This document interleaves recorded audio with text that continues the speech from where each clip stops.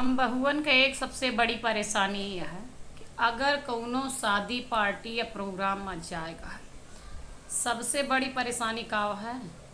सवेरे से सभी कहिए शादी में जाए का है, यह काम कैला वह काम कैला, सारी तैयारी कैला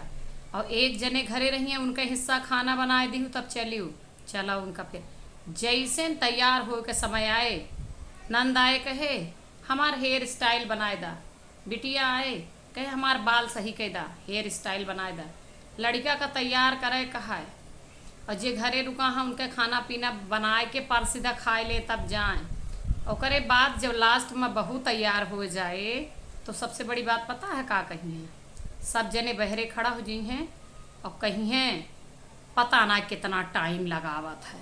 चला आए अकेले जैसे एक मन कहे, पता ना कितना लीपा पोती करम बाज ही रहा था।